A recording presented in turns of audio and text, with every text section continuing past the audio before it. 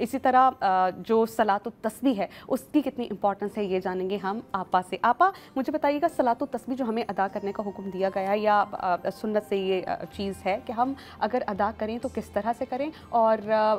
वक्त की इसमें कोई कैद तो नहीं, किसी भी वक्त अदा कर सकते हैं? सलातो तस्बीह जो कि हमारे अहले सुन्नत भाई पढ़ते हैं वो, और जो कि हमारे अहले तशरीह अफराद पढ़ते हैं वो नमाज जाफ़र तैयार बिल्कुल एक ही है। और सुबहानल्लाह वल्हम्दुलिल्लाह वला इलाहा इल्लल्लाहु वल्लाहु अकबर तस्बीहात अरबा को उसमें पढ़ा जाता है एक मकदार के साथ, यानी जब हम सजदे में जाते हैं, जब हम रुकू में जाते हैं तो 15-15 मरतबा हम तस्बीहात अरबा को अपनी ज़बान पर जारी करते हैं। अब उलमाए इस्लाम ने इसका आसान तरीक़ा भी बताया, कहा कि अगर कोई जैसे किसी को ये ख़तरा हो कि वो भूल ना जाए और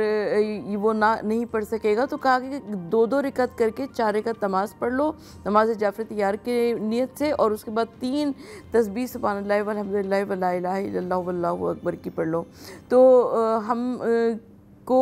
वो नमाज जाफ़र तैयार भी अदा हो जाएगी, और ये दुआओं की कबूलियत के लिए मुजरब तरीन अमल है। और मैं एक और, क्योंकि नमाज का मगज़ दुआ कहलाता है, और जब दुआ हम करते हैं तो तस्बीह जनाब फ़ातिमा ज़हरा सलामुल्लाह अलैहा का तज़किरा कैसे ना करें, इसलिए कि जब हम तस्बीह जनाब फ़ातिमा ज़हरा को पढ़ा करते हैं तो अल्लाह के रसूल सल्लल्लाहु अलैहि वसल्लम ने इस तस्बीह को अपनी बेटी जनाब फ़ातिमा ज़हरा को तालीम फरमाई, और मौलाए कायनात हज़रत अली शेर खुदा ने देखा कि फ़ातिमा ज़हरा रातों को इबादत इलाही में दिन किया करती थी और दिन को चक्की पीसा करती थी, और चक्की पीसते पीसते इतनी मुशक्क़त करते करते आपके हाथों में छाले पड़ जाया करते थे और छाले हाथों में फट जाया करते थे। तो हुज़ूर नबी करीम सल्लल्लाहु अलैहि वसल्लम के पास भेजा और कहा कि आपके बाबा जान के पास कुछ कनीज़ें आई हैं, आप अगर उन कनीज़ों को मांग लीजिए तो परवरदिगार आलम आप कम से कम वो एक कनीज़ आपको दे देंगे।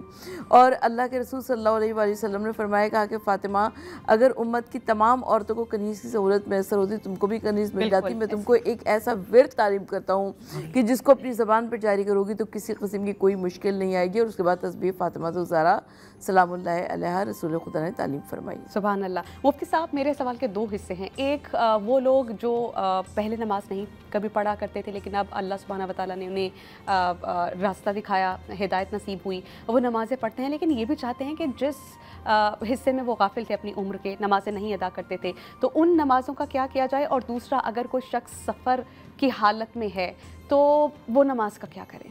बिस्मिल्लाहिर्रहमानिर्रहीम। देखिए, अल्लाह ने तौफ़ीक दी है जी, इस बात पे भी तौबा होना चाहिए कि हमसे गलतियाँ क्यों हुई। सेकंड, ये वो क़ज़ाए उम्री है, उसका आसान हल ये कि आप नमाज ज़ोहर के बाद, नमाज मगरिब के बाद, तहज्जुद में, और जिस तरह भी ताक रातें आएंगी शब क़दर की 21, 23, 25, 27, 29, उस रातों में आप ताक रातों में क़ज़ाए उम्री को अदा करें।